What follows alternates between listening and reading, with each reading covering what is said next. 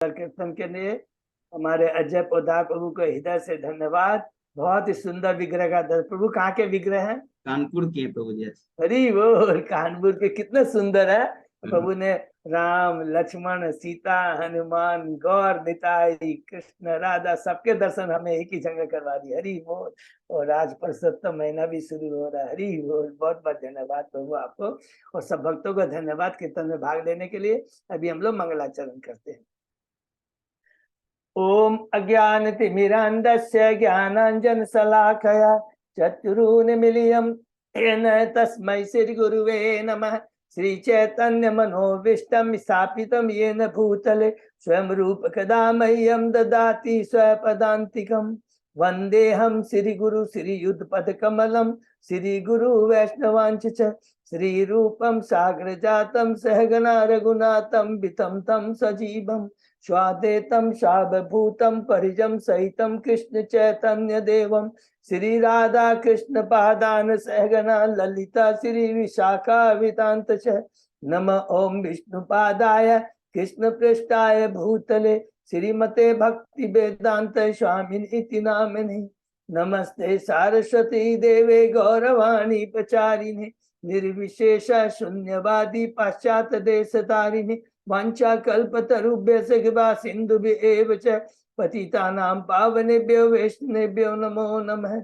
नमो महावदान्याय कृष्ण प्रेम प्रदायते कृष्णाय कृष्ण चैतन्य नामने गौरत्विषे नमः।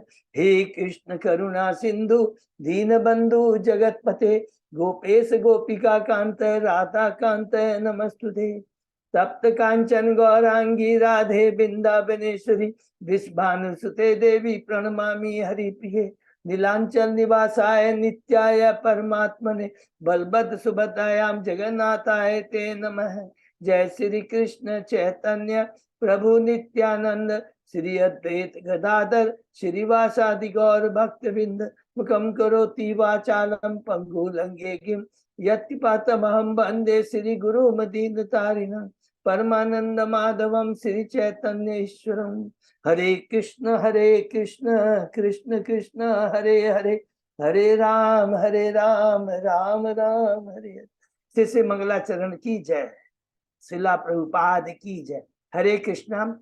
आज के इस भागवतम चर्चा में सभी भक्तों का हार्दिक स्वागत है। आज से पुरुषोत्तम महीना शुरू हो रहा है। बहुत ही विशेष महीना है और देखिए भगवान की कृपा है, गुरु की कृपा, आचार्यों की कृपा, परम वैष्णव की कृपा है। हम सब लोग भक्त लोग मिल करके शिव भागवतम की चर्चा कई दिनों से कर पा रहे हैं। अभी हम लोग कैंटो 4 के 28 अध्याय की समाप्ति पर की तरफ है, जिसका शीर्षक है अगले जन्म में पुनर्जन्म को स्त्री योनि की प्राप्ति। 27 अध्याय हमने समाप्त किए। दोहराते हैं। पहला अध्याय स्वयं मनु की पुत्रियों की वंशावली के बारे में, दूसरा अध्याय में है दक्ष का शिव को शाप, तीसरा अध्याय में माता सती और भगवान शिव का संवाद, चौथे अध्याय में माता सती का अपने पिता के यज्ञ स्थल में देह त्याग, पांचवें अध्याय में भगवान शिव द्वारा दक्ष के यज्ञ का विध्वंस वीरभद्र द्वारा, छठवें अध्याय में ब्रह्मा जी का कैलाश धाम में जाकर करके शिव को मनाना और कहते हैं कि यज्ञ संपन्न करना बहुत जरूरी है, भगवान की तुष्टि के लिए है। 7वां अध्याय में है दक्ष द्वारा यज्ञ का संपन्न होना, भगवान उसमें स्वयं आकर के शिक्षा देते हैं। पहला पड़ाव खत्म होता है। दूसरे पड़ाव में प्रवेश करते हैं स्वयं मनु के पुत्र वंशाली से लेकर प्रथम उत्तानपाद, उनके पुत्र हैं ध्रुव। और ध्रुव किस प्रकार शीर्षक है ध्रुव महाराज का गृह त्याग और वनगमन। किस प्रकार ध्रुव महाराज अपने गुरु नारद मुनि जी की कृपा से, हरे कृष्ण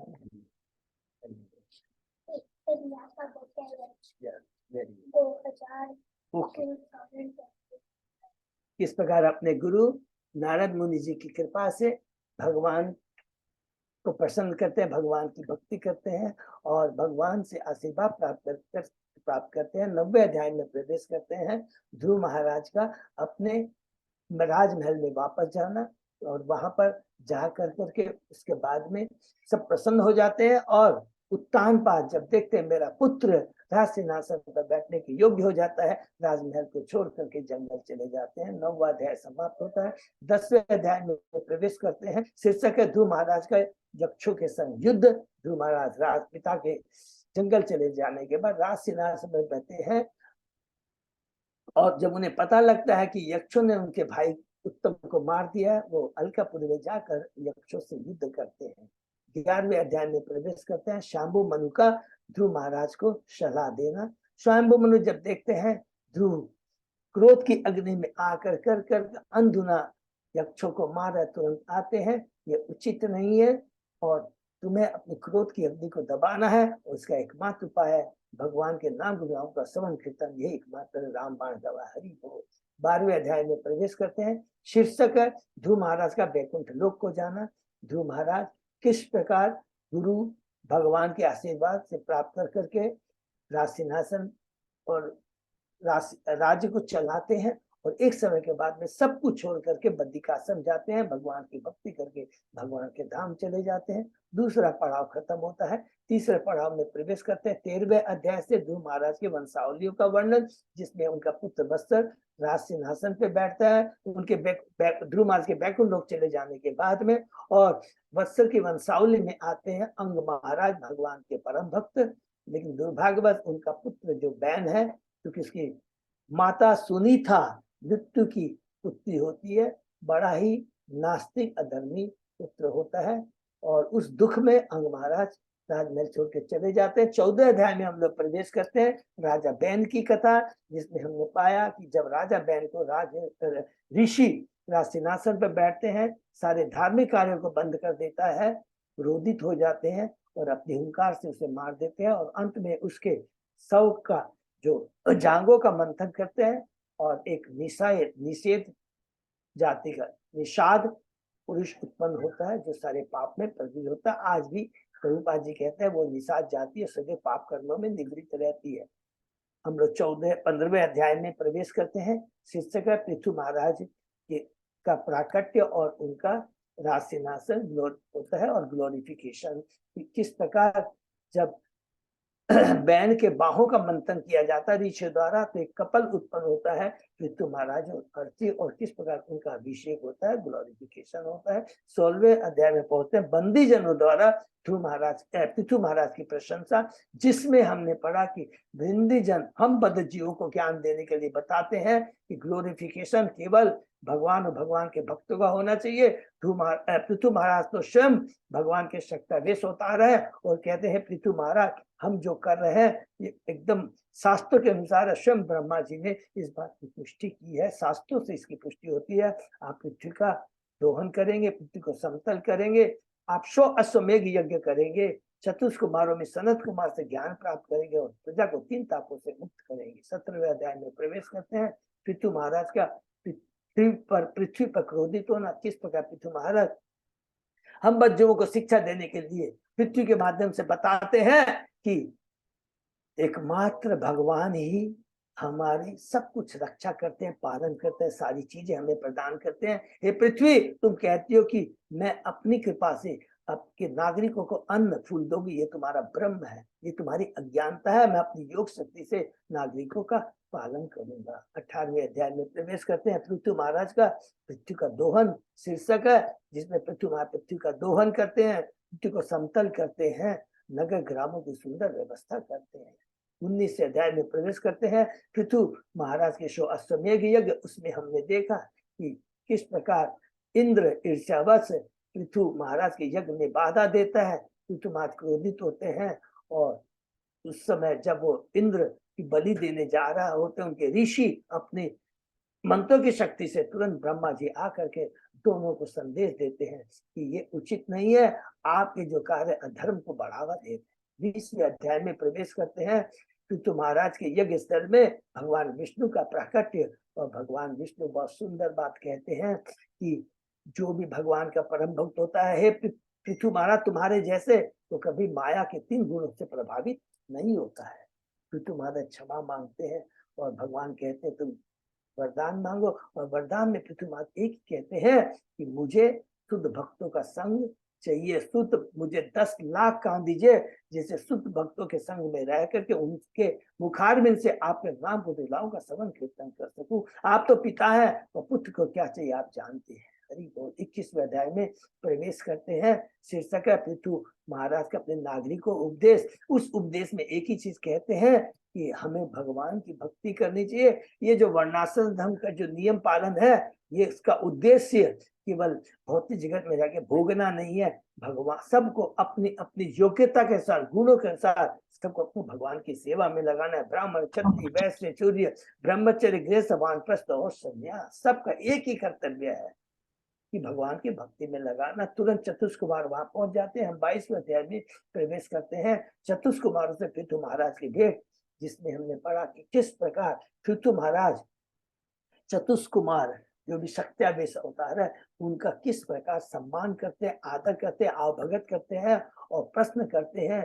कौन सा प्रश्न? जिसमें किसमें जीवों की कुशलता है, और उत्तर में बहुत प्रसन्न हो जाते हैं सनत कुमार और कहते हैं प्रश्न तुम्हारा उत्तम है और तुमने अपने नहीं दिए, नहीं बल्कि जीवों के कल्याण के लिए किया है। और उसका एकमात्र जो उत्तर ये है कि भगवान की भक्ति करनी चाहिए, अभक्तों का संग नहीं करना चाहिए, शुद्ध भक्तों के संग में रह के भक्ति करनी है।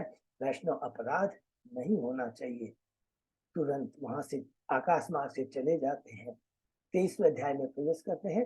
पृथु महाराज का भगवान के बैकुंठ लोक को जाना। एक समय के बाद पृथु महाराज सब कुछ छोड़ कर करके जंगल में जाते हैं, भगवान की भक्ति करते हैं। और उनकी पत्नी अर्ची, बहुत सुंदर लिखा है किस प्रकार अपने पति परमेश्वर परम वैष्णव की भक्ति करके वो भी बैकुंठ के उनकी सेवा करके के भगवान के धाम चली जाती है। तीसरा पड़ाव खत्म होता है।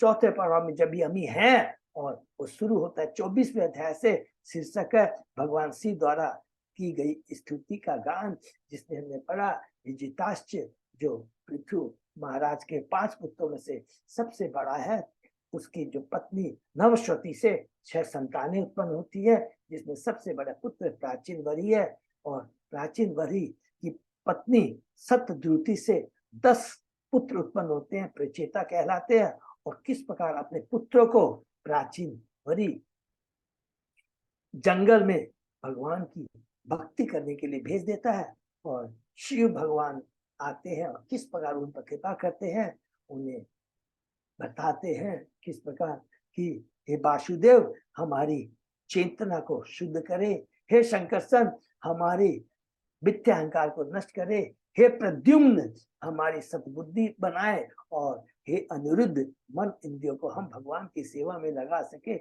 ऐसी कृपा करो। उसके बाद में भगवान शिव भगवान के रूप का वर्णन करते हैं और कहते हैं इस भगवान को प्राप्त करने के लिए उनकी भक्ति करनी चाहिए और भक्ति भक्तों के संग करनी चाहिए।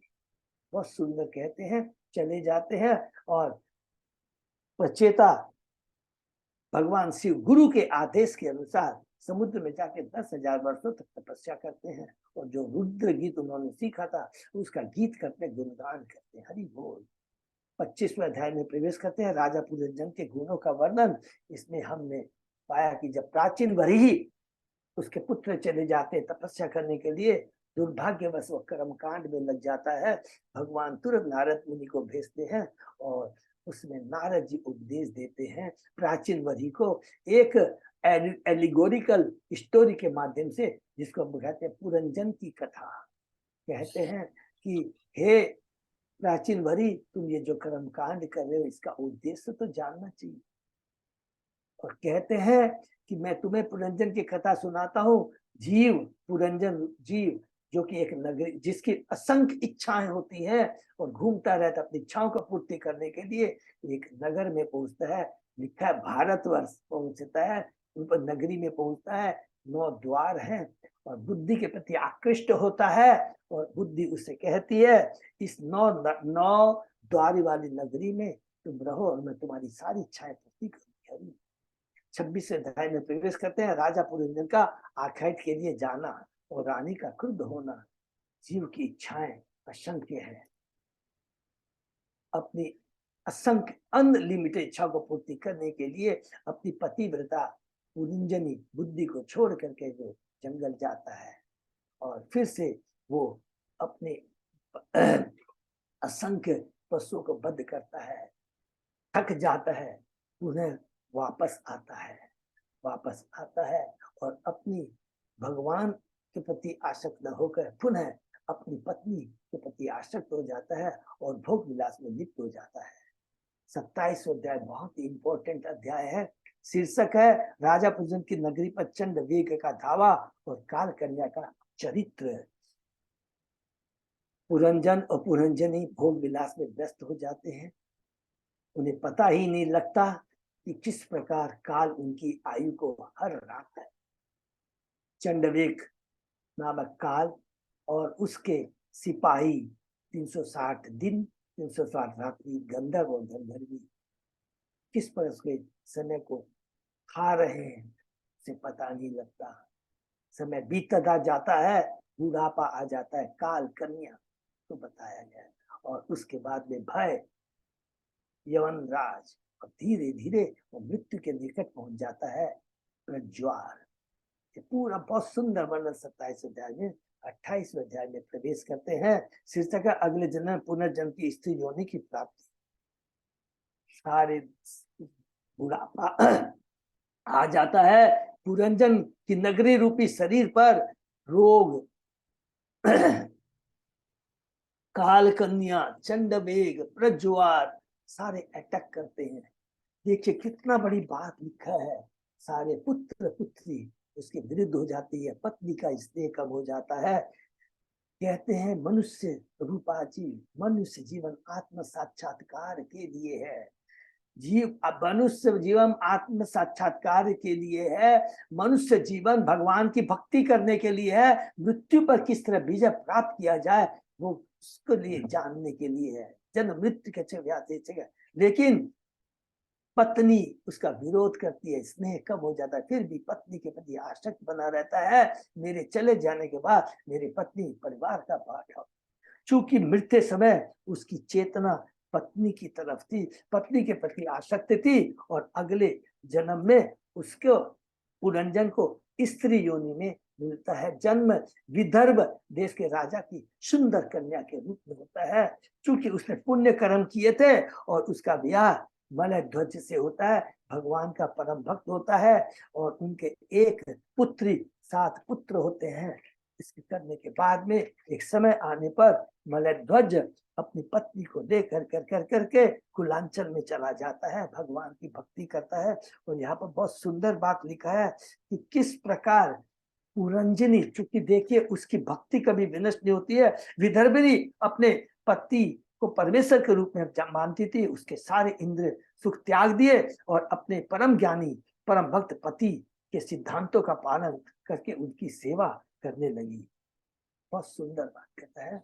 और उसके कुछ समय के बाद में देखती है वो अपने पति की सेवा करती रहती है, देखती है पांव अभी गर्म नहीं है, समझ जाती है पति ने शरीर त्याग दिया है, बहुत दुखी हो जाती है। और प्रभुपाद जी कहते हैं अवश्य, क्योंकि जब परम भक्त परम वैष्णव गुरु मरता है तो रोना चाहिए। किस लिए रोना चाहिए? क्योंकि भक्तों का संग, भगवान गुरु का संग जो भगवान का रिप्रेजेंटेटिव होता है, हम गुरु से विमुख हो गए हैं, भगवान से विमुख हो गए हैं, रोना चाहिए। कृष्णा भवन में आंदोलन का उद्देश्य लोगों को आध्यात्मिक सिद्धांतों से बचाना है। तुरंत जब वो रोती रहती है, वहां पर एक मित्र आ जाता है। जब रानी चिता से जलने के लिए तैयार थी, उस समय पुरंजन का पुराना मित्र उस स्थान पर आया और रानी को मधुर शब्दों में सांत्वना देने लगा। बहुत सुंदर है जो हम लोगों ने कल पढ़ा। नारद जी कहते हैं वो ब्राह्मण और कोई नहीं, पुराना मित्र परमात्मा है। परमात्मा ने पूछा तुम कौन हो, तुम किसकी पत्नी हो, यह लेटा हुआ पुरुष कौन है? ऐसा लगता है तुम इस मृत शरीर के लिए विलाप कर रही। मैं तो तुम्हारा पुराना शाश्वत सखा हूं। तुमने मुझसे पहले कई बार परामर्श किया था, लेकिन अब तुम मुझे भूल गई। प्रभुपाद जी यहाँ पर बहुत सुंदर उत्तर देते हैं। जब ब्राह्मण ने, देखिए कितना सुंदर है, जब ब्राह्मण ने स्त्री से पूछा कि भूमि पर कौन लेटा है, तो स्त्री ने उत्तर दिया, क्योंकि उस सारी आसक्ति से वो मुक्त थी, भौतिक चीजों की कोई आसक्ति थी, और शुद्ध चेतना में थी, इसीलिए उसके मुंह से निकलता है कि यह मेरा गुरु है, हरि बोल, और उसके अभाव में मैं अत्यंत दुखी हूं। प्रभुपाद जी कहते हैं ऐसे अवसर पर परमात्मा तुरंत प्रकट हो जाता है। क्यों प्रकट हो जाता है? क्योंकि कोई भौतिक चीज के प्रति आसक्ति नहीं है। उसकी आसक्ति किसमें थी? परम परमेश्वर, परम वैष्णव उनके पति के प्रति थी। भगवत पति गुरु है और गुरु का रिप्रेजेंटेटिव है, इसलिए भगवान तुरंत वहां पे आ जाते हैं। ऐसे अवसर परमात्मा तुरंत प्रकट हो जाता है और इस प्रकार निष्ठावान भक्त की सहायता प्रत्यक्ष अथवा अप्रत्यक्ष रूप से गुरु तथा परमात्मा द्वारा की जाती है। हरि बोल। गुरु और परमात्मा तो लिखा है शाश्वत सखा है, कभी भी साथ नहीं छोड़ता है। और गुरु हमने पढ़ा था वाणी सेवा या वपु सेवा, गुरु चला भी जब तक रहता है, वपु सेवा उनके शरीर की हमें सेवा करनी चाहिए, और अगर वो नहीं रहता है तो गुरु के आदेशों का निष्ठा पूर्वक हमें पालन करना चाहिए। यदि भक्त अपने गुरु की निष्ठा पूर्वक सेवा करता है तो कृष्ण स्वतः प्रसन्न होते हैं, अर्थात गुरु को प्रसन्न कर लेने पर कृष्ण की प्रसन्नता स्वतः ही हो जाती है। इस प्रकार शुद्ध भक्त गुरु एवं भगवान दोनों का लाभ उठाता है। हरि बोल। प्रभुपाद जी कहते हैं इस पर परमात्मा जीव के साथ सृष्टि के पूर्व रहा है, और सदैव कभी भी परमात्मा आत्मा का साथ नहीं छोड़ता है। फिर ब्राह्मण कहता है कि दुर्भाग्यवश तुमने मेरा साथ छोड़ दिया है और इस भौतिक जगत में भोक्ता का पद तुमने स्वीकार किया। ये बहुत सुंदर बात कहती है। प्रभुपाद कहते हैं जीव की सहज स्थिति यह है कि वह दिव्य प्रेम भाव से भगवान की सेवा करे, किंतु जब जीव श्री कृष्ण का अनुसरण न कर करके उनका अनुकरण अर्थात नकल करना चाहता है या स्वयं कृष्ण बनना चाहता है तो इस भौतिक जगत में आग गिरता है। अतः भोक्ता के पद को प्राप्त करने के चक्कर में, जन्म मृत्यु के चक्कर में फंस जाता है। हरि बोल। वह अपना पद कुत्ते, बिल्ली, मनुष्य, देवता आदि के रूप में चुनता है अपने कर्मों के अनुसार। फिर ब्राह्मण कहता है अर्थात परमात्मा कहते हैं हम दोनों हंसों के तुल्य हैं, हम एक ही मानसरोवर रूपी हृदय में रहते हैं। अर्थात जीव, प्रभुपाद जी कहते हैं जीव तथा परमात्मा भगवान का मूल स्थान आध्यात्मिक जगत है, जहां वे दोनों शांतिपूर्वक एक साथ रहते हैं।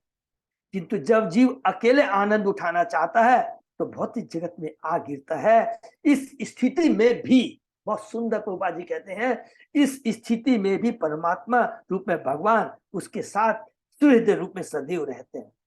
किंतु जीव दुर्भाग्यवश विस्मृति के कारण उसे पहचान नहीं पाता। हृदय में परमात्मा के रूप में भगवान रहते हैं हम बद्ध जीव, लेकिन भगवान को पहचान नहीं पाते। ब्राह्मण फिर कहता है हे मित्र, तुम मेरे वही मित्र हो, जब से तुमने मुझे छोड़ा है, देखिए बहुत, जब से तुमने मुझे छोड़ा है तुम अधिकाधिक भौतिकता में लग गए हो और मेरी तरफ न देकर इस संसार में जिसे किसी स्त्री ने अर्थात मेरी बहिरंगा शक्ति ने बनाया है विभिन्न रूपों में घूम रहे हो। रूपा जी कहता है इस भौतिक जगत में सारे जीव कामोन्मुख है, फलता वे अनेक शरीरों में बंध जाते हैं और संसार के कष्टों को सहते रहते हैं। दुर्भाग्यवश जीव भौतिक सुख के प्रति इतना लिप्त है कि वह न तो कृष्ण न उसके प्रतिनिधि गुरु के आदेशों को गंभीरता से लेता है। किंतु कृष्ण सदैव अपने समस्त जीवों को उसके धाम लौटने का उपदेश देते हैं। इसके लिए वो क्या करते हैं, बार बार अपने प्रतिनिधि को भेजते हैं, स्वयं परमात्मा के रूप में हृदय में विराजमान रहते हैं और कभी कभी तो स्वयं खुद आते हैं। और इतनी बड़ी भगवान की कृपा होती है। ये बात परमात्मा रूप में ब्राह्मण विदर्भी को कहता है और उसके आगे वो क्या कहता है, उसके बाद में प्रभुपाद जी 2-3 श्लोकों में वर्णन हम लोगों ने शरीर के कर्मेंद्रियों, ज्ञानेंद्रियों, इंद्रिय विषय सबके बारे में बताया है और लास्ट श्लोक में कहा है कि प्रकृति या पुरुष ये तो शाश्वत है, भौतिक जगत शाश्वत है, जी भगवान शाश्वत है। और इस भौतिक जगत में ये जो प्रकट होता है और जीव अपने 3 गुणों के प्रभाव में आकर करके कष्ट पाता रहता है। इसका डिटेल में वर्णन किया, लेकिन आगे ब्राह्मण क्या कहता है इसको हम लोग सुनते हैं।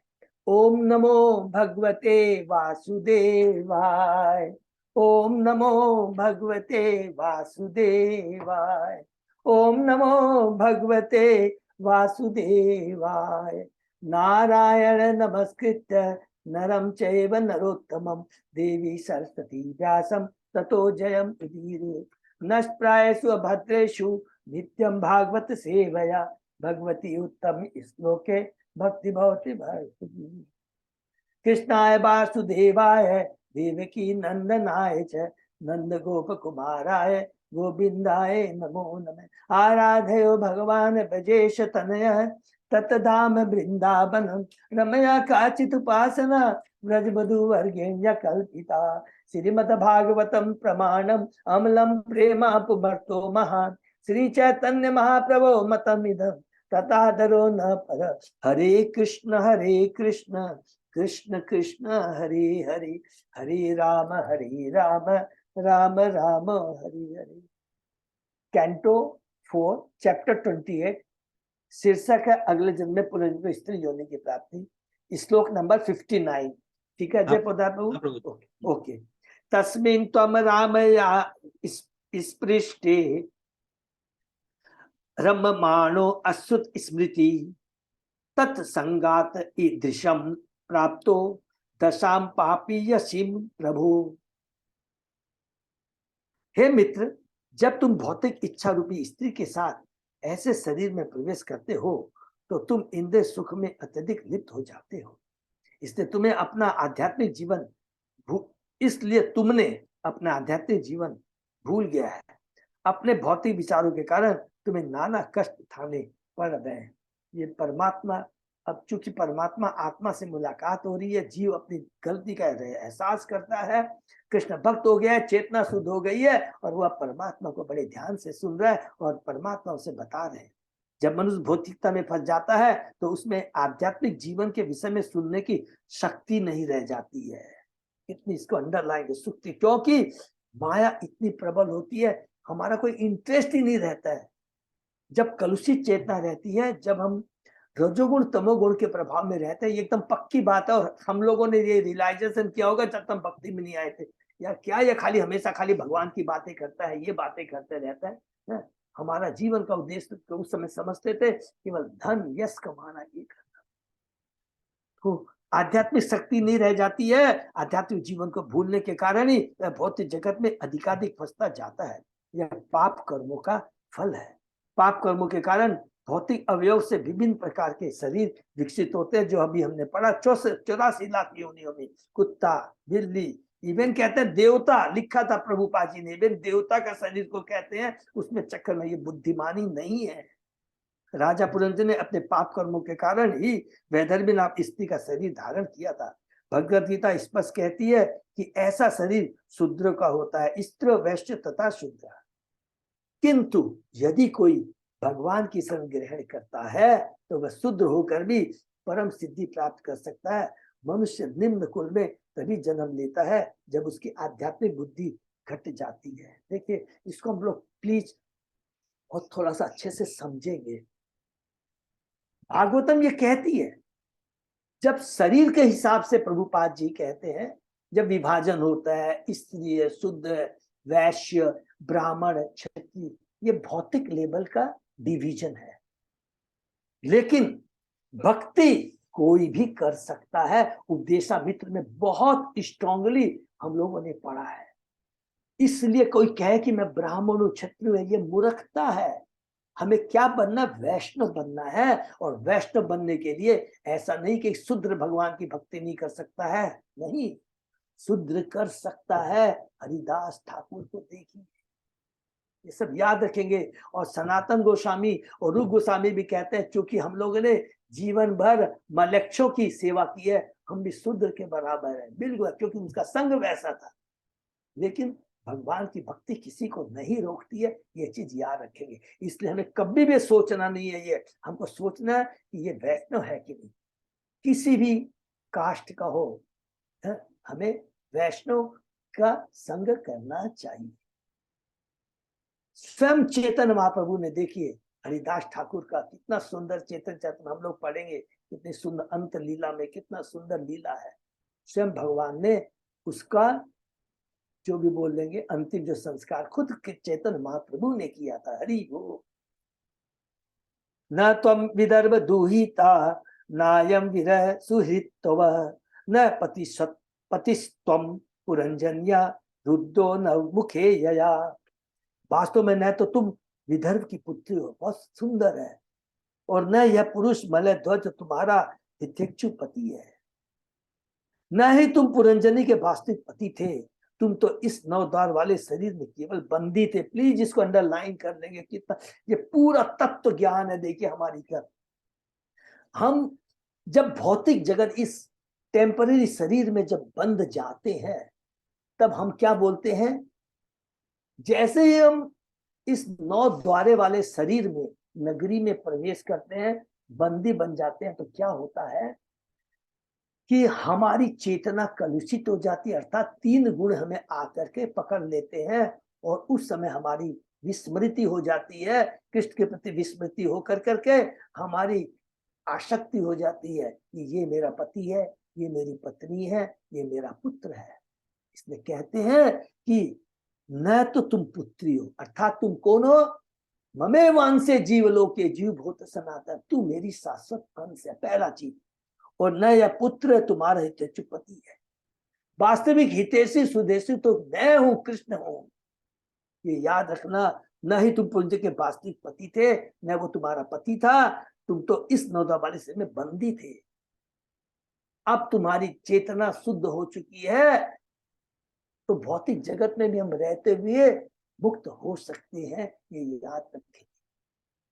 इस भौतिक जीव अनेक जीव एक दूसरे के संपर्क में आते हैं और पिता, पति, माता, पत्नी इत्यादि के रूप में संबंधित हो जाते हैं। वास्तव में प्रत्येक जीव की पृथक पहचान है, और पदार्थ के संपर्क के कारण ही वह अन्य शरीरों के साथ में रहता है और झूठे उनसे संबंध स्थापित करता है। झूठे शरीर, परिवार, जाति, समाज तथा राष्ट्रीयता के नाम पर विविध संगतियां उत्पन्न करते हैं। वास्तव में प्रत्येक जीव श्री भगवान का अंश है। यही पर जो मैंने कहा, हमने डिस्कस किया, ममेवान से जीव लोके जीव, किंतु जीव है कि भौतिक देव अत्यधिक लिप्त रहता है। श्री भगवान कृष्ण प्रकट होकर भगवत गीता तथा वैदिक साहित्य के रूप में उपदेश देते हैं, ये भी हमने पढ़ा है। किंतु जीव है कि भौतिक देह में अत्यधिक लिप्त रहता है। ये बहुत इंपॉर्टेंट पॉइंट है, क्योंकि प्रभुपाद जी ने पहले कहा था, इस चीज को पढ़ेंगे तो हमारी चेतना में बहुत बड़ा परिवर्तन आएगा। क्या परिवर्तन हमने पढ़ा कि शरीर के प्रति आसक्ति इतनी प्रगाढ़ होती है कि इवन चींटी, एक सुअर, अपना शरीर त्यागना नहीं चाहता। उसको विष्ठा में ही आनंद आता है, विष्ठा में रह करके, गंदगी में ही रह करके, विष्ठा खाकर ही वो सोचता है कि मुझे परम आनंद मिल रहा है। ये है माया का प्रभाव। वे यह उपदेश इसलिए देते हैं क्योंकि वे जीव के शाश्वत मित्र हैं, क्योंकि भगवान ही एकमात्र हमारे शाश्वत मित्र हैं, शाश्वत पिता है। ये उपदेश महत्वपूर्ण है, क्योंकि इनसे जीव को दैहिक व्यापारों से मुक्ति मिल सकती है। जब नदी का पानी नीचे की ओर बहता है, तो उसमें किनारे के तमाम तिनके तथा शैवाल मिलते रहते हैं। वे नदी की धारा के साथ बहते रहते हैं, किंतु जब लहरें उन्हें इधर उधर उछाल देती है, तो वे अन्यत्र जा लगते हैं। उसी प्रकार इस जगत में असंख्य जीव प्रकृति की लहरों द्वारा ले जाए जा रहे। हरि बोल। ये लहरें कभी कभी उन्हें एक दूसरे के निकट लाती है, और वे एक दूसरे से मित्रता और एक दूसरे से परिवार, जाति या राष्ट्रीयता का दैहिक संबंध स्थापित करते हैं। अंत में वे प्रकृति की लहरों द्वारा एक दूसरे से विलग हो जाते हैं। हरि बोल। यह क्रिया प्रकृति की उत्पत्ति के समय से ही चलती आ रही है। इस प्रसंग में भक्ति विनोद ठाकुर का गीत है, मीछे मायार वोसे जाय घेसे खाच हाडू बुडू भाई, जीव कृष्णदास ए विश्वास कर लेते आर दुख नाई। हरि बोल। ये जीवो, तुम प्रकृति की लहरों द्वारा ले जाए जा रहे हो, कभी तो तुम ऊपर होते हो, कभी डूबने लगते हो। इस पर तुम्हारा शाश्वत जीवन विनष्ट हो रहा है। शाश्वत जीवन विनष्ट हो रहा है। मेरा शाश्वत जीवन का मतलब, तुम तो शाश्वत धाम के हो, भगवान के धाम के हो, और तुम्हारा ये समय नष्ट हो रहा है। यदि तुम श्री कृष्ण को पकड़कर उनके चरण को भी संज्ञान कर सको, तो तुम सांसारिक कष्टों से उबर सकते हो। इस श्लोक में सूरत हितैषी तथा तव तुम्हारा सब अत्यंत महत्वपूर्ण है। किसी का पति, परिजन, पुत्र, पिता कोई भी वास्तव में हितैषी नहीं है। इसका मतलब क्या होगा, इसको थोड़ा गूढ़ मीनिंग समझेंगे। ऐसा नहीं है कि वो अंदर से कह रहा है कि ऊपर से दिखावा कर रहा, वो तो है, लेकिन हितैषी हो नहीं सकता है, क्योंकि उसका अपना ही अस्तित्व की गारंटी नहीं है। आज नहीं, 10 साल, 20 साल, 50 साल बाद में एक दूसरे को अपना शरीर छोड़ना ही है। तो शाश्वत हितैषी कैसे हो सकता है जिसका अपना ही अस्तित्व का ठिकाना नहीं है। एकमात्र हितैषी तो स्वयं श्री कृष्ण है, जैसा श्री कृष्ण भगवत गीता में पुष्टि कहता है, सुहृदम सर्वभूतानाम भुक्तारम यज्ञपसाम सर्वलोक महेश्वरम सुहृदम सर्वभूतानाम ज्ञाता माम शांति विच्छ। समाज, मित्रता, प्रेम तथा हितैषी ये सब विभिन्न देव के होने के फलस्वरूप है। लोगों को इसे जानना चाहिए कि शारीरिक फंदे से जिसमें वह जन्म जन्मांतर पड़ा रहता है, निकलने का प्रयत्न करना चाहिए। इस जेल खाने से उसे निकलने का प्रयत्न करना चाहिए। मनुष्य को चाहिए कि भगवान श्री कृष्ण की शरण ग्रहण करे और भगवान के धाम वापस जाए। हरि बोल। रूपा जी कितने कृपालु, बार बार हम बद्ध जीवों को, क्योंकि समझ में बहुत कम आता है, इसलिए हर अपने तात्पर्य पोर्ट में वो इस चीज को रिपीट करते रहते हैं। माया ही ऐसा मया श्रेष्ठा यत् पुमांसम स्त्रियम सतीम मन्यसे नो भयम यद्वे हंसो पश्यावयोर गतिम। तुम कभी अपने को पुरुष, कभी सती स्त्री और कभी क्लू मानती हो। यह सब शरीर के कारण है जो माया द्वारा उत्पन्न है। यह माया मेरी शक्ति है, हरि बोल। और वास्तव में हम दोनों, तुम और मैं, विशुद्ध आध्यात्मिक स्वरूप हैं। ये भौतिक जगत, यहाँ से सारे संबंध सब नकली है, टेम्परेरी है। नकली नहीं, टेम्परेरी हम बोलेंगे, लेकिन तुम और मैं शुद्ध सच्चिदानंद आध्यात्मिक स्वरूप है। मैं भी, तुम भी आध्यात्मिक हो, मैं भी आध्यात्मिक हूँ। तुम इसे समझने का प्रयास करो, मैं वास्तविक स्थिति बताने का प्रयत्न कर रहा हूँ। तुम इसे समझने का प्रयास करो और मैं वास्तविक स्थिति बताने का प्रयत्न कर रहा हूँ। कौन बोल रहा है? देखिए, स्वयं भगवान परमात्मा इस बात को बोल रहे हैं। हरि बोल। परमेश्वर तथा जीवात्मा दोनों वास्तविक गुणात्मक रूप से एक से है, जो कि हमने पढ़ा। अभी पूरा यही चीज बार बार बताएंगे आत्मा और परमात्मा के बारे में एकदम अंत तक। ये बहुत इंपॉर्टेंट चीज है। हम सोचते प्रभु ये बहुत सिंपल, हमको मालूम है, लेकिन नॉलेज होना एक अलग चीज होता है, लेकिन रियलाइजेशन एक अलग चीज है। और जब रियलाइजेशन में हम इस ज्ञान को ले लेंगे तो हमारा जीवन परिवर्तित हो जाएगा। ये बहुत इंपॉर्टेंट, इसलिए इसको कृष्ण विज्ञान कहते हैं। ये प्रभुपाद जी ने ही इस चीज को हमारे सामने उजागर किया है। परमेश्वर जीवात्मा दोनों वास्तविक स्थिति गुणात्मक रूप से एक ही है, गुणों में एक है, हमको सबको मालूम है, क्वांटिटी में अलग अलग है। गुणात्मक रूप से एक है, परमेश्वर परम आत्मा है और परमात्मा जीवात्मा व्यक्तिगत आध्यात्मिक आत्मा है। परमेश्वर परम आत्मा है, सुपर सोल है, और परमात्मा तथा जीवात्मा व्यक्तिगत आध्यात्मिक आत्मा। व्यक्तिगत वर्ड बहुत इंपॉर्टेंट है, माने वो कभी भी एक दूसरे में मर्ज नहीं होते। जीव हमेशा अपनी आइडेंटिटी बनाए रखता है, इसलिए व्यक्तिगत आध्यात्मिक आत्मा। यद्यपि दोनों ही मूल आध्यात्मिक स्वरूप है, किंतु जीवात्मा जब प्रकृति के संपर्क में आता है तो अपनी पहचान को भूल जाता है और बद्ध हो जाता है। तब वह अपने को प्रकृति का प्रतिफल करके मानता है। भौतिक देह के कारण वह यह भूल जाता है कि वह परमेश्वर का सनातन अंश है। इसकी पुष्टि इस प्रकार होती है, जो कि हमने बार बार, बहुत इंपॉर्टेंट श्लोक है, ममे वांसे जीव लोके जीव भूत सनातन है, 15 अध्याय का 7वां श्लोक है, बहुत इंपॉर्टेंट है। भगवद गीता में सनातन कई स्थलों पर आया है। भगवान तथा जीव दोनों ही सनातन है, और सनातन नामक एक स्थान भी है जो इस प्रकृति से पड़ी है। हरि बोल। सनातन धाम भगवान का सनातन धाम है जो इस प्रकृति से परे है। जीव तथा ईश्वर का वास्तविक वासस्थान सनातन राज्य है, भगवान का आध्यात्मिक धाम है। यह भौतिक जगत नहीं है, यह भौतिक जगत अस्थिर है, भगवान की बहिरंगा शक्ति है। और जिस भौतिक जगत में इसलिए आया क्योंकि वह भगवान के पद का अनुकरण करना चाहता था, अनुसरण करने के बजाय अनुकरण करना चाहता था। ब्रह्म सत्य, जगत मिथ्या, ये मायावादी बोलते हैं। कभी भी हमसे पूछेगा तो बोलने में भी कभी गड़बड़ नहीं हो जाए। जगत मिथ्या नहीं है, अस्थिर है। यहाँ पर लिखा ना, भौतिक जगत अस्थिर है, मिथ्या नहीं है, अस्थिर है। ठीक है ना, माने ये शाश्वत नहीं है।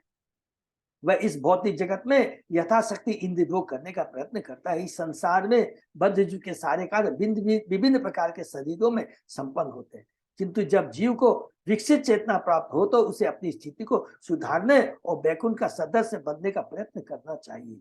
जब जीव को विकसित चेतना प्राप्त हो, और ये विकसित चेतना किसको मिलती है?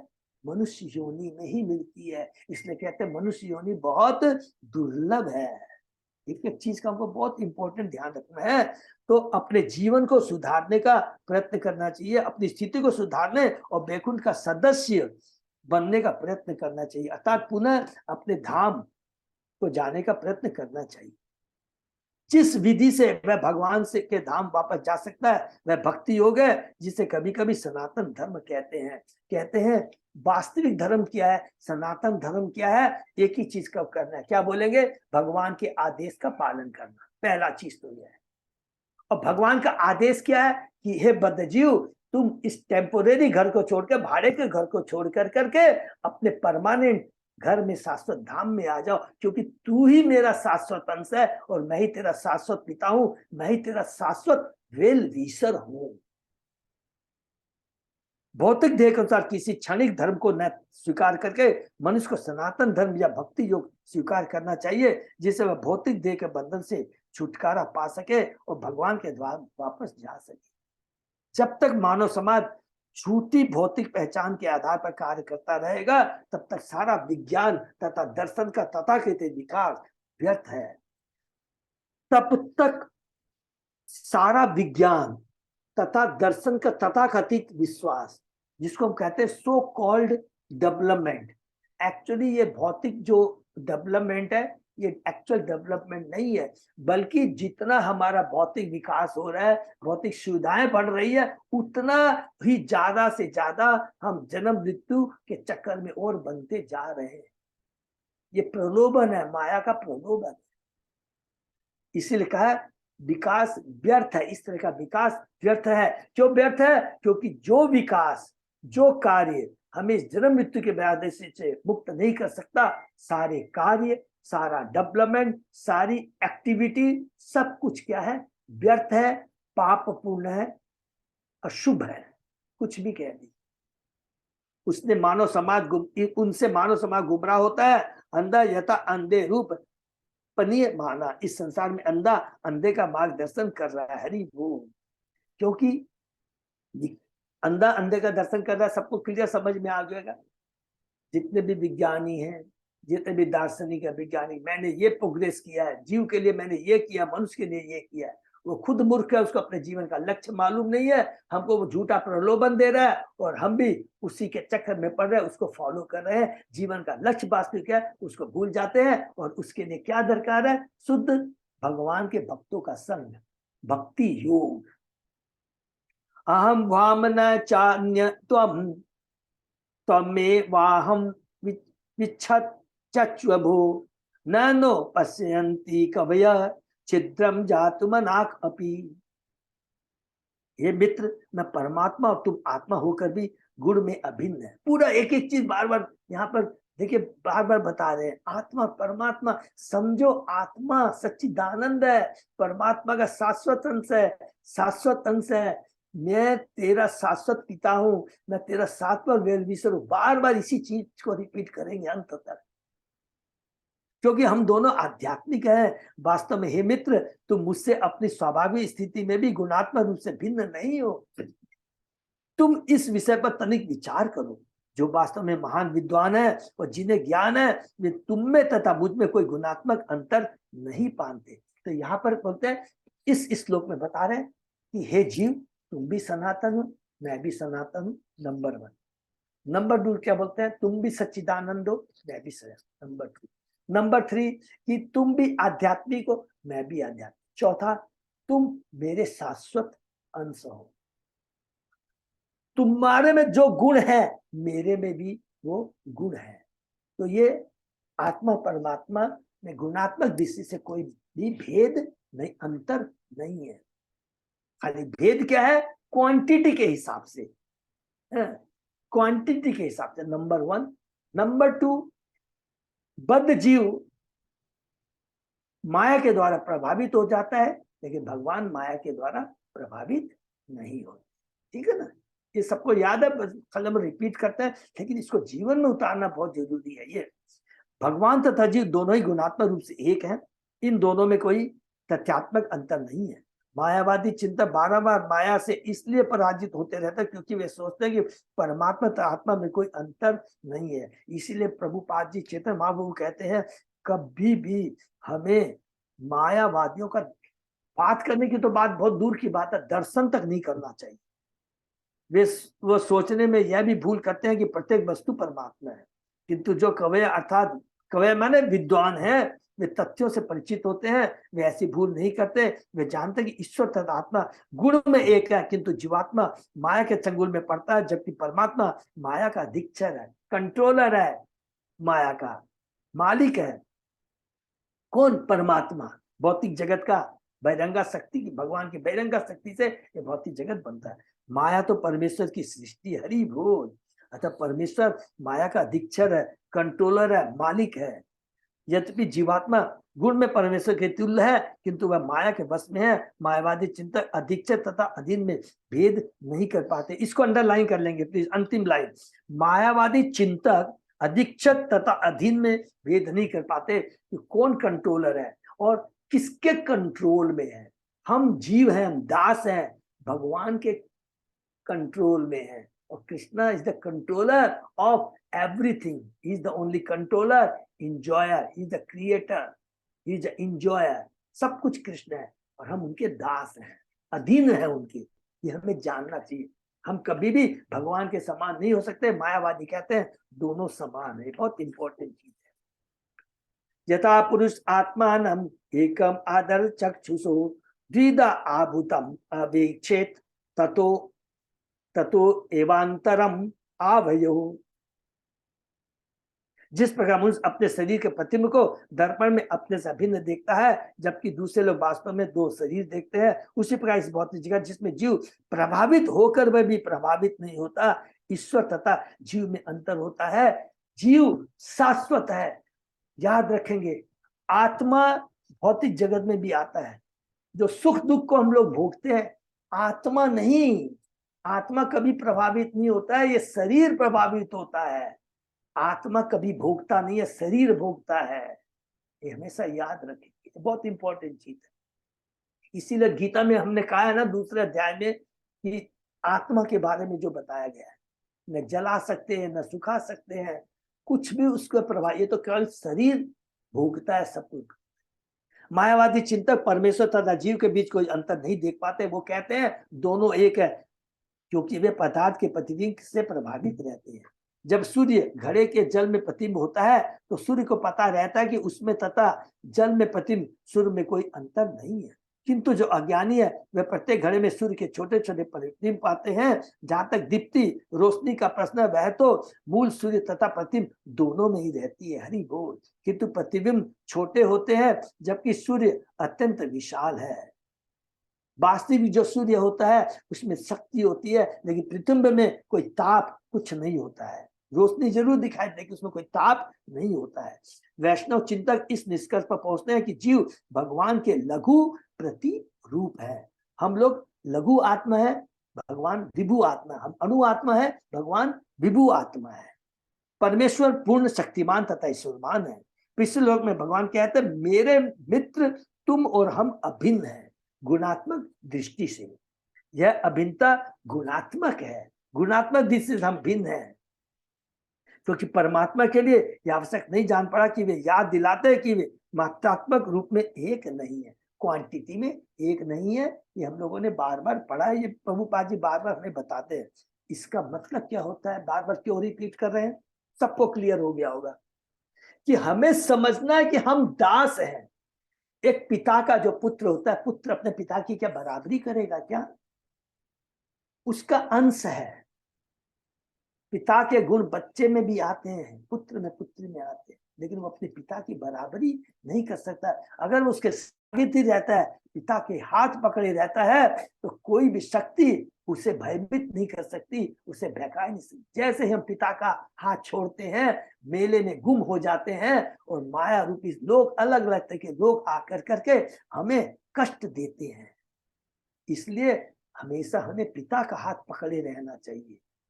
ये अगर हम वास्तव में सुरक्षित रहना चाहते हैं, वास्तव में आनंद में जीवन बिताना चाहते हैं। स्वरूप सिद्ध व्यक्ति का या कभी नहीं स्वरूप सिद्ध व्यक्ति या कभी नहीं सोचता कि वह और परमात्मा सभी प्रकार से एक है। हरि बोल। जब भी गुणात्मक रूप में भगवान तथा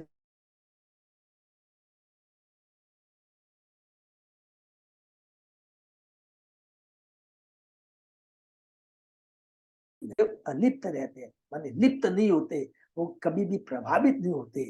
किंतु जीवात्मा प्रकृति के संग में रहने के कारण अपनी वास्तविक पहचान को भूल जाता है।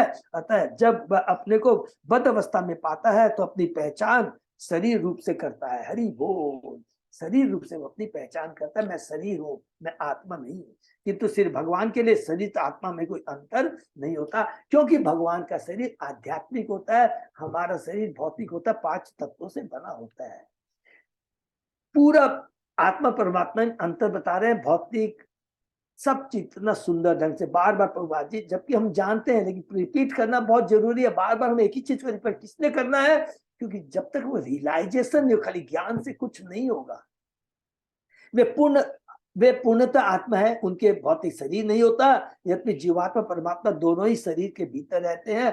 परमात्मा उपाधि से रहित है, जबकि बद्ध जीव को विशेष काल के शरीर में अभिहित किया जाता है। परमात्मा अंतर्यामी कहलाता है, क्योंकि वह सभी आत्माओं के बारे में जानता है, लेकिन हम आत्मा केवल अपने शरीर के बारे में जानते हैं।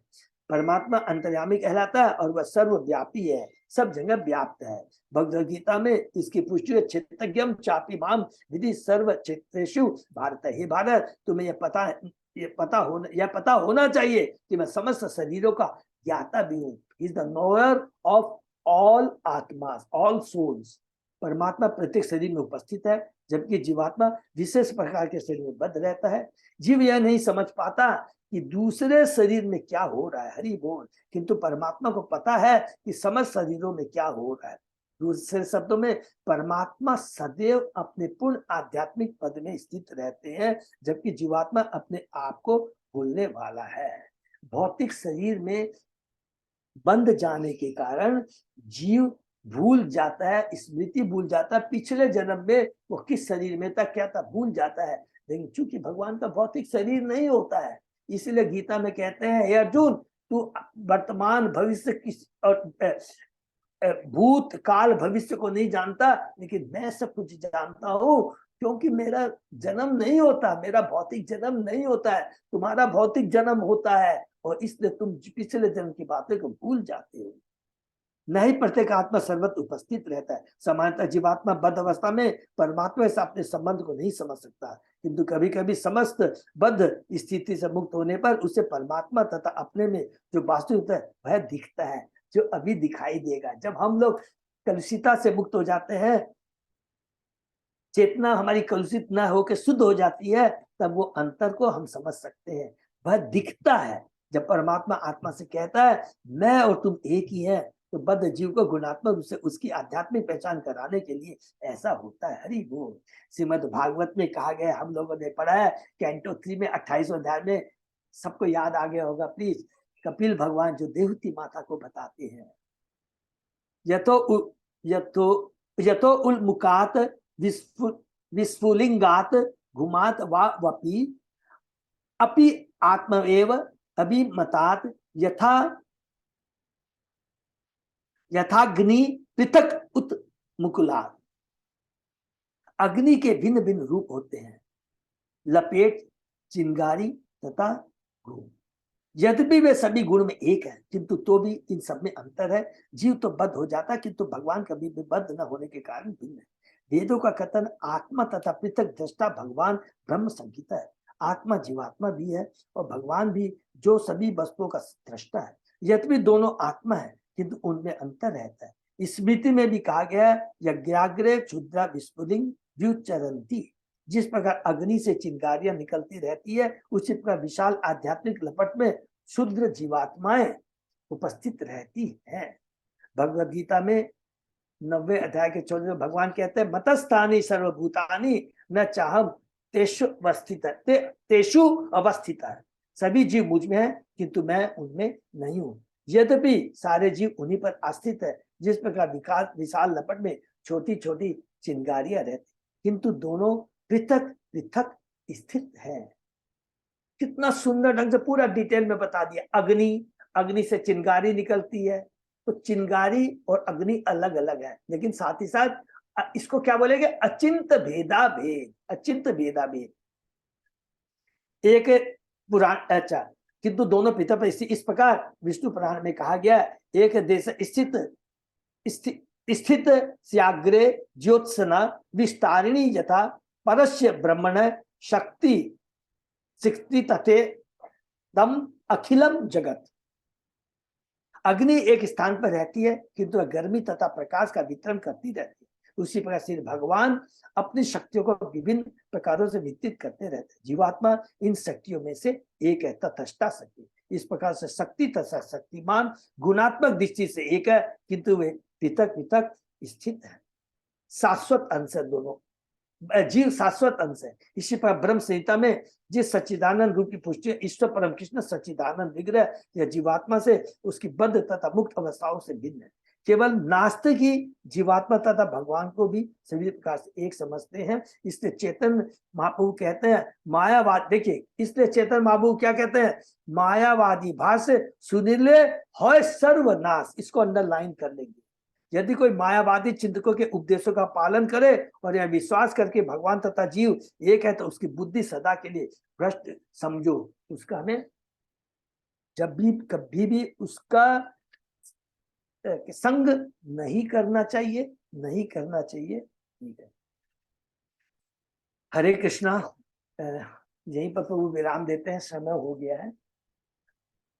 पूरा यहाँ पर भगवान परमात्मा आकर के जीव और भगवान के बारे में अंतर बता रहे हैं, नंतर बता रहे हैं, और सबसे बड़ी चीज बता रहे हैं कि जीव भगवान का शाश्वत अंश है। एक ये बोलेंगे ममेवान से जीव लोके जीवूत, और दूसरा क्या बोलेंगे, उसको नोट कर लेंगे, जीवेर स्वरूप है कृष्ण नित्य दास। दोनों जब हम बोले अरे मैं भगवान का अंश हूं, तो लगेगा नहीं, साथ में ये भी जानना है कि वो मैं दास हूं और वो मेरे पिता है, वो स्वामी है। जब ये ज्ञान रहेगा और उसको अपने जीवन में उतारेंगे, तो हम सदैव भगवान की भक्ति में लगे रहेंगे, भगवान का अनुसरण करेंगे, अनुकरण करने का, नकल करने का प्रयत्न नहीं करेंगे। यही चीज सारे 5-6 श्लोकों में बताया जाएगा और अंत में यही समाप्त होगा। हम लोग कल इसको समाप्त करेंगे। धन्यवाद। और चूंकि आज कौन सा महीना है, पुरुषोत्तम महीना है, 2 मिनट लूंगा क्योंकि समय भी हो गया है। हमारा कर्तव्य है एक दूसरे को बताएं, बहुत ही पवित्र महीना है। पुरुषोत्तम महीना के बारे में तो सब लोग जब जानते ही है, और ये पुरुषोत्तम महीना क्यों है ये भी सबको मालूम है ना, है कि पुरुषोत्तम महीना सबको मालूम है ना, कि क्या करना चाहिए एक अलग है, और ये पुरुषोत्तम महीना बहुत सारी अलग अलग स्कंद पुराण में है, नारदी पुराण में, पद्म पुराण में, बहुत अलग अलग इसमें है। क्योंकि ये अधिक मास भी बोलते हैं। अधिक मास क्या है, जैसे सूर्य और चंद्रमा, सूर्य की गति और चंद्रमा की गति अलग अलग होती है। चंद्रमा की गति के अनुसार क्या होता है, एक महीने में 29.5 दिन होते हैं, 29 पर, लेकिन सूर्य की गति हिसाब से 30 या 31 होते हैं। तो क्या होता है, 12 महीनों को मल्टीप्लाई करते हैं तो हर बार 11 दिन का डिफरेंस आ जाता है। चंद्र गति के हिसाब से और सूर्य गति 11 दिन का। कैसे, एक महीने में करीब करीब एक दिन आ गया, कभी आधा, तो 11 दिन का फर्क आता है। तो 2 साल में 22 दिन का हो गया, और 3 साल आते आते करीब करीब एक महीने का डिफरेंस आ जाता है, तो वो एक्स्ट्रा महीना कहला जाता है। इसलिए आप देखेंगे कभी भी 2.5-3 साल के बीच में करीब 32 महीने के बाद ये अधिक मास आता है। ये बहुत सिंपल कैलकुलेशन है, और इसीलिए अधिक मास का लीला बहुत अच्छी है। मैं भी सुन रहा था कि अधिक मास को कोई पत्ता नहीं देता है, भगवान के पास जाती है, नाराज हो जाता है, फिर भगवान विष्णु कहते हैं अरे अधिक मास तेरा सबसे ज्यादा महत्व होगा, इस मास में तू, तेरे को कितनी बड़ी शक्ति मिलेगी। क्या, कोई भी कोई भौतिक कार्य नहीं करेगा, खाली आध्यात्मिक कार्य करेगा। इसीलिए भगवान कहते हैं अधिक मास में कोई भी भौतिक आसक्ति, कोई भी अच्छे भौतिक कार्य नहीं करने चाहिए। जिसको हम अच्छे भौतिक कहते हैं, भगवान की दृष्टि में वो अच्छे नहीं है, आध्यात्मिक दृष्टि से। इसीलिए कभी भी गृह प्रवेश, कोई भी ऑफिस का उद्घाटन ये नहीं करना चाहिए। सारा हमें खाली क्या करना चाहिए, सारा समय भक्ति में देना चाहिए, है? बहुत इंपॉर्टेंट है ये। और स्पेशली इसके अंदर में 4 चीज जो हम लोग पूरा अभी तक 4 कैंटों में पढ़ते आ रहे हैं, क्या है? केवल भक्ति होनी चाहिए, दूसरा भक्तों का संग होना चाहिए, अभक्तों का संग नहीं होना चाहिए, वैष्णव निंदा नहीं होनी चाहिए। ये 4 चीज का बहुत इंपॉर्टेंट है, नहीं तो बहुत गलत प्रभाव पड़े। तो हम ज्यादा लोगों से नहीं मिलेंगे तो वैष्णव अभक्तों का संग नहीं होगा, प्रजल्प नहीं होगा। इसलिए ज्यादा से ज्यादा भगवद गीता में अध्याय 15, भागवतम में कैंटो 10 का 14वां अध्याय, जो कि हम बार बार रिपीट करते हैं, जो ब्रह्मा जी की स्तुति है, 10वें कैंटो के 14 अध्याय बहुत इंपॉर्टेंट है, जिसमें ब्रह्मा जी की स्तुति है। ये करना चाहिए। ज्यादा से ज्यादा दान करना चाहिए। किस चीज का दान करना चाहिए? भगवद गीता भागवतम का दान। और ज्यादा से ज्यादा प्रचार हमें करना चाहिए। ये मुख्य बातें, बाकी बहुत सारी चीजें, सादा जीवन बिताना चाहिए, बहुत ज्यादा किसी भी कभी भी हमको पहली चीज, चूंकि देखिए कितना बड़ा इसमें साइंटिफिक रीजन है, चूंकि इसमें कोई भी ब्याह नहीं होता है, कोई गृह प्रवेश नहीं होता है, कोई, इसलिए आपको जाने का इनविटेशन भी नहीं मिलेगा। तो ऑटोमेटिक हमारा जीवन सादा हो जाता है, और इसे हमें भक्ति में लगाना चाहिए। यही हमने पढ़ा है, ये आप लोगों से शेयर कर रहा हूँ। तो ज्यादा से ज्यादा 15वां अध्याय सबको मालूम है, माता जी लोग ने प्रोग्राम भी बनाया, बहुत अच्छी चीजें हैं, चौड़ाष्टकम, जगन्नाथ अष्टकम, बहुत सारी चीजें हैं। तो आधा से 1 घंटा जिसको भी जितना समय मिले, प्लीज हमको आके करना है, एक दूसरे को इंकरेज करना है। तो ग्रुप में भी कर सकते हैं, अपने आप भी कर सकते हैं। हरे कृष्णा, बस यही। हरे कृष्णा प्रभु जी। प्रभु अभी जी, हम लोग कैंटो आज 10 से का शुरू, 14वां अध्याय क्या प्रभु जी? क्या चीज माता जी? कैंटो कैंटो 10 10 का का 14वां अध्याय ब्रह्मा जी की स्तुति बहुत स्ट्रॉन्ग है, बहुत स्ट्रॉन्ग है। प्लीज इस महीने में तो जरूर पढ़िएगा, जितना भी पढ़ सकते हैं थोड़ा बहुत। हाँ, कैंटो 10 14th 14वां अध्याय ब्रह्मा जी से, ठीक है। और क्या बोल रहे थे बीनू माता जी आप? प्रभु जी गीता जी का 15वां अध्याय भी तो।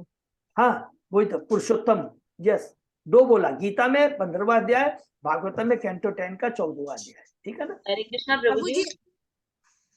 हाँ माता जी बोलिए मीनू माता जी, बोलिए। प्रभु जी आज से हम लोग शुरू किए हैं सुबह 4:30 से 5 बजे चैंटिंग का सेशन ऑनलाइन जूम में। हरी बोल, बहुत बढ़िया है। तो बहुत अच्छा लगा, इसी बहाने 4 बजे उठा गया और उठ के और हम लोग 4:30 बहुत बजे अच्छा है, बहुत चैंटिंग अच्छा। इसीलिए कहा ना, इसमें बहुत सादा जीवन बिताना है। और हाँ, एक चीज बहुत इंपॉर्टेंट है, लिखा है तो बहुत, अगर हो जाए तो, कि जिस चीज के प्रति हमारी बहुत ज्यादा आसक्ति है, खाने के प्रति या किसी चीज की है, इस महीने में अगर हम लोग if you make up our mind कि हे भगवान ये करते हैं, तो 100% उसमें भगवान उसमें मदद करते हैं। हरे कृष्णा प्रभु जी।